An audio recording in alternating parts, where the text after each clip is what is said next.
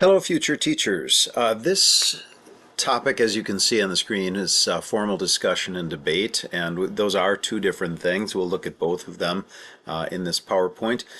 It is a little bit like a few weeks ago we talked about questioning, how to do questioning well, but there we focused more on things like wait time and who do you call on and things like that. But here we're going to look at some formal structures for debate, how to set up a debate activity to try and draw the whole class or as many students as possible into a substantive discussion. So it's a more formal thing than what we've talked about before with just questioning of students.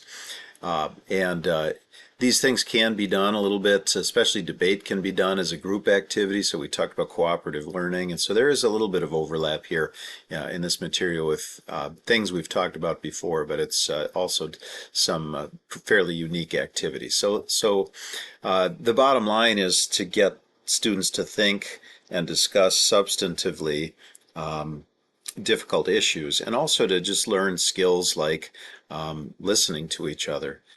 So anyway, let's go ahead and take a look. There we go. This is a favorite quote of mine, and if you want to pause the video, you can ponder that question there below the quote.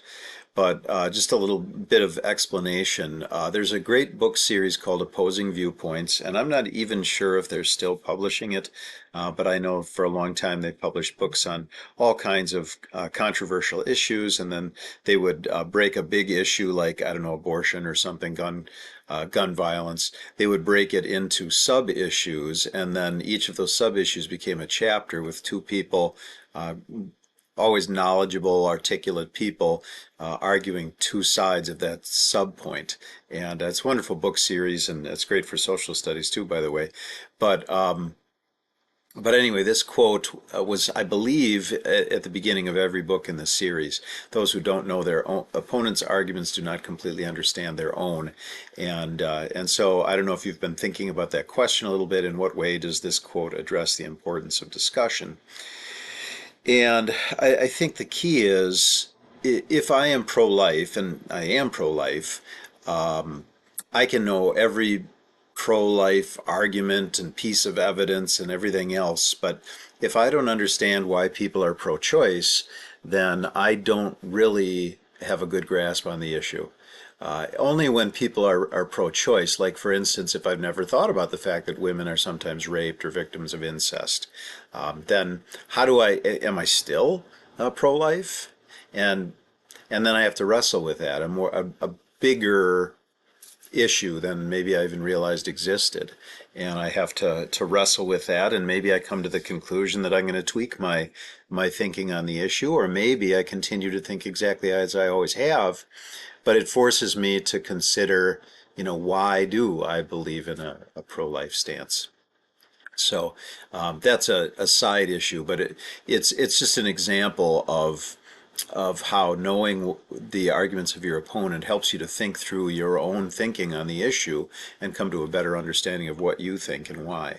And obviously that's important in discussion. We not only talk and try and convince other people maybe of things we know and believe, but we also are listening to them, and in the end, everybody comes to a better understanding if the discussion goes well. So. Okay, we're going to start though with the other side of things here, and that's debate.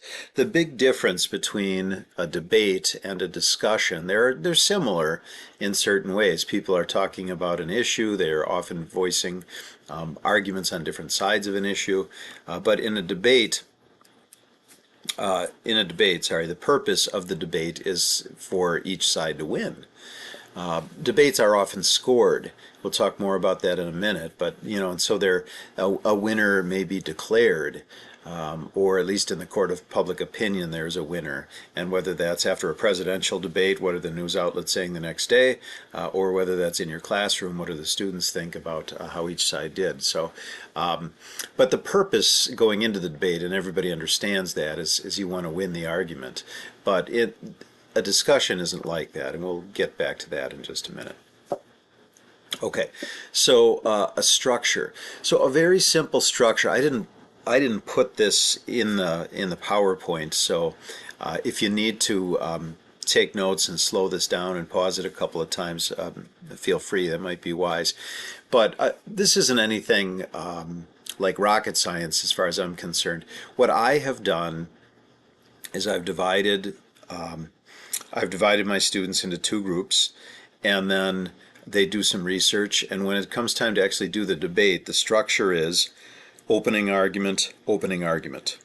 Usually I start with a statement like, gun control will solve the problem of gun violence. So you start with a proposition like that, and then one side is on the affirmative and one side is in the negative. And the side that is on the attack, so to speak, the prosecution against the statement goes first. At least it has in my classroom, and they have an opening statement, probably 1 to 2 minutes, depending on how much time they've had to research and maybe the quality of the kids in your class. To be honest, are they freshmen or are they seniors? So 1 to 2 minute opening statements by each side, and then side one makes an argument, side two makes a rebuttal, probably a minute each. You could change that timing though, again, depending on the students and how much preparation time. Then side two makes an argument, and side one has time for a rebuttal. And then side one makes a second argument, and side two makes a second rebuttal. Side two makes their second argument, and side one has their second rebuttal. And you can have however many rounds of that you have, students in each group. So that's just a real simple structure. What I typically do at the end is I give each side a couple of minutes to think a little bit about the arguments that have been made and how the debate has gone, and to put together some kind of a closing statement where they summarize their important points and try and leave the audience with some kind of a powerful statement. So each side then makes their closing arguments and the debate is over. A couple of other structural things. Often we have, let me stay here for a second. Often we have a class of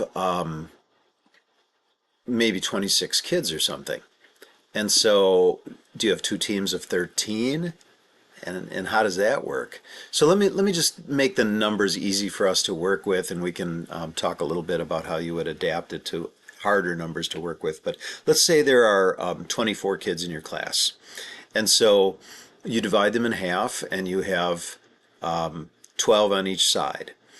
And then what I might do is I might say to the 12 that are pro-gun control, just to stay with my previous example, what are the 4 best arguments for gun control? And let them talk about that for a few minutes. And then on the other side, what are the 4 best arguments against gun control? And let the group of 12 come up with 4 arguments they want to make. And then I would break the 12 up into 4 groups of 3, with each group of 3 taking one of those arguments, and give them a day or whatever seems right. Probably a day and a half is usually what I would give, to do some research. Let them get online. Maybe I give them some resources, either websites or maybe I print out some things, but I give them time to do research and to come up with evidence to support the argument that each group of 3 is going to make. And then at the end, I might go to each group of 3 and pick one of the 3 to actually make the argument in the debate. And so the 2 that are not chosen become the audience. And so I would do that with each. There would be 4 groups on one side and 4 groups on the other. And so I would pick one out of each group to make the 4 arguments. And the other, 8 people would go sit down from this group, and the other 8 people would go sit down from that group. And that's one way that you can have the whole class participating in a debate, because really the preparation is the most important thing, where they're digging into the evidence and trying to make arguments and thinking it through and talking to each other and coming up with what they want to say.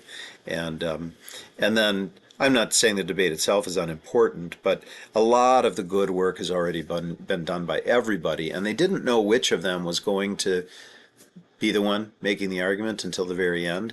So each of them had to prepare as if it was going to be them.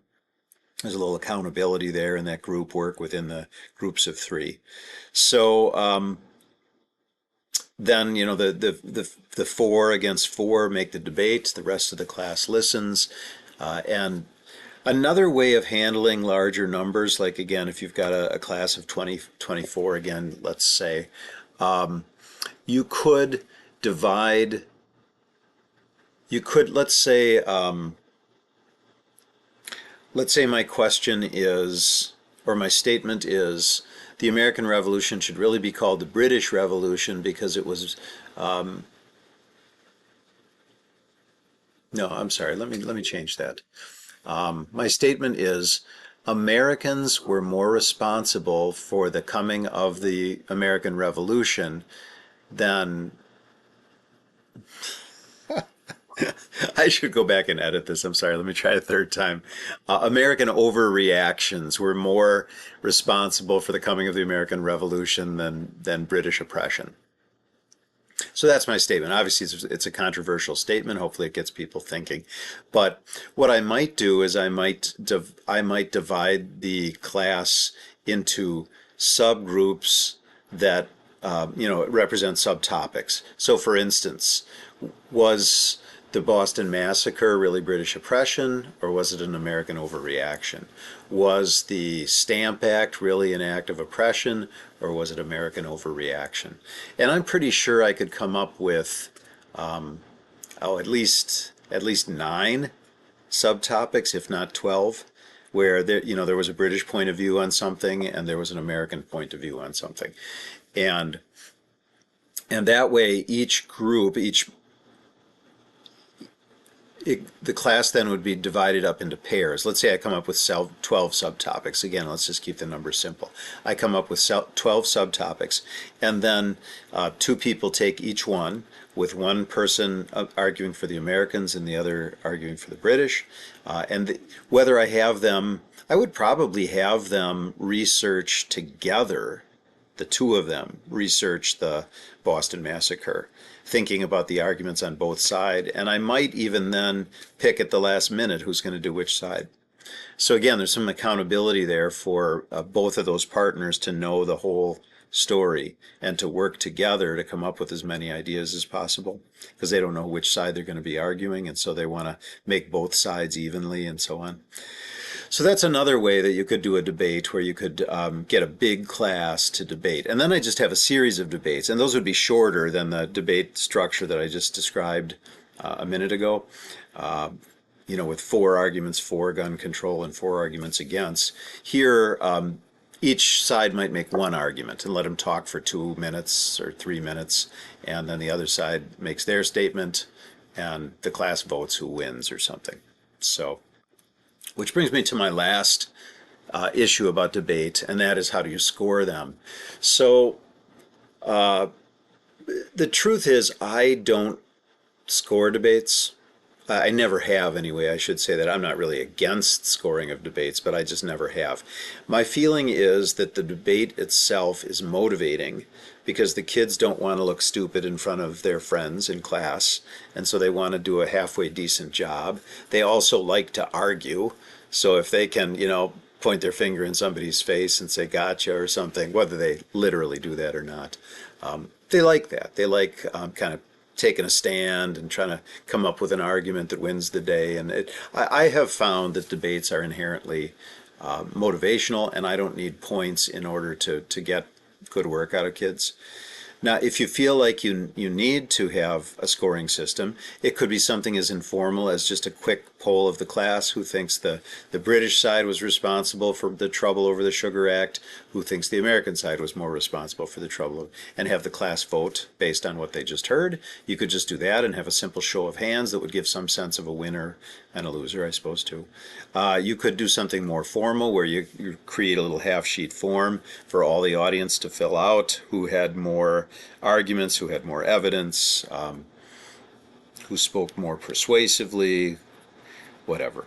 You could come up with some kind of a scoring rubric that you could have the audience fill out, or you, the teacher, could assign points for every piece of evidence that a speaker gives to support their argument, and in the end then you could total up the points. So I think there are different ways of doing it, but I tend to, rather than score the debate itself, have students do something with the material after the debate. So you could have a little quiz to try and see, do kids know what the Sugar Act was? Do they know what the Stamp Act was? Do they know what the Boston Massacre was? You just put together a quiz of general information about those topics. You could ask them to write an essay. I have done that before, where the essay was maybe on my unit test, but it was what they learned in the debate became important for them to be able to do well in that part of the test. So there is some accountability that way, but I typically don't score debates. I know a lot of people do, and I don't have a problem either way. All right, let's talk a little bit about discussion then. So that's a debate. The key again is that in a debate you want to win, but in a discussion, winning is not important. In fact, it shouldn't even be an issue, or the discussion probably won't go as well as it should. So the basic characteristics, and this was in the reading, the basic characteristics of good discussion is that everyone has a willingness to listen. We all love to speak. Well, I shouldn't say we all love to speak, but I think we often have opinions, and we want people to think our way, and we want everybody to hear what we have to say on an issue, but we often don't really want to listen. In fact, sometimes we pretend to listen, and what we're really doing is we're sitting there thinking what we're going to say next. We're guilty of that in conversation as well, but people can do that during a class discussion, and so they really need to be taught to listen and encouraged to listen and reminded to listen. But that willingness to hear what others have to say, I don't just want to say what I think in our discussion about abortion, but I want to know what other people think, a wide variety. I want to hear other opinions. A second characteristic of a discussion is the presence of differing perspectives. So here the idea is, if everybody is saying the same thing, you don't have a discussion, you have an echo chamber. And so true discussion can only take place when there are differences in the views of the people. And what do you do as a teacher if everybody in the class seems to be agreeing on something? Yeah, like for instance, affirmative action is wrong. Oh, it's so wrong. It's reverse discrimination, and that's not fair. And we believe this country should be equal, and colorblind society, whatever. And everybody in the class seems to have the same opinion. Then I think what you have to do is, you as the teacher have to play the devil's advocate. And you say, so 250 years of slavery shouldn't give somebody an opportunity to have a leg up after being held down for so long. You have to mix it up a little bit and force kids to see another side. But best, of course, if the class itself has a lot of different opinions. And then finally, the third key characteristic of a discussion is that the intent of the discussion is not to win, but the intent of the discussion is to increase the group knowledge and understanding. So we all walk out of the room with more knowledge than we walked in, and with a better understanding of the issue. And some people in the room may change their mind, other people may not, but hopefully everybody, each individual, but certainly we want the group to walk out with more knowledge and more understanding. So that's really the purpose of the discussion. So I want you to think about this for a second. This actually is a pretty common occurrence in my classroom. I have a question and answer session with my class about causes of the Great Depression, and some people might call it a lecture, but I have 25 questions that I throw out to the class within 30 minutes of this lecture. So I might be tempted to call this a discussion, because I heard from 20 different students to answer 25 different questions, and some of them were higher levels of Bloom's taxonomy, good solid questions. So is that a discussion? And I pause here just for a second, but think about the characteristics of a discussion, and can I rightfully call this a discussion in the sense that we've just been talking about? And I think the answer is no. Hopefully you've got an answer in mind, but uh, the problem, one of the problems with this is it's kind of a recitation, rather than I'm calling out questions, kids are calling out answers, and it's everything runs through me. There's not really an interaction between people. I nod my head and pat kids on the head, figuratively. Good answer, or not quite right. Anybody else have an answer on that one? And and so I am the final say on every comment. I am the one who asks every question. I am the one who all answers run through. I say something, they answer back. I give approval or disapproval. Then I ask something else, and the process continues. That's not really a discussion. It's a question and answer session. It's the book calls it recitation. Um, I'm not sure I love that term, but it's not a discussion in the sense that we've been talking about, or a discussion with the benefits of the kind of discussion we're talking about in this section. So here's what I would like you to do. These are the six, there's five on this slide, and there's one on the next slide. These are the six discussion models in the book.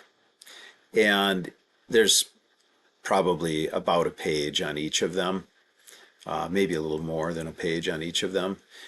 And here's what I would like you to do. I would like you to just in a couple of sentences explain what taking a stand is, explain what issues, values, continuum is. So however many sentences it takes you to give me a brief description of what it is. Don't feel like you have to get into every nuance of these different things, but to give me a sense that you have a basic understanding of what it is. And then what I would like you to do is pick two of them and and tell a lesson that you think it would work well with. So like if I wanted to have a discussion about blank, I think I would choose issues, values, continuum. It would really work well for that because. So, and again, that doesn't have to be particularly long. In class, we did a little short activity where kids paired up and picked these, and we shared with each other this basic information. So in the end, we did all six of them in class, but I don't want to make this too burdensome for you. So let's just pick two of them. And maybe the two you like best, or maybe as you're looking at the descriptions of them, there's a couple things that pop into mind, like, oh, I could use that for whatever.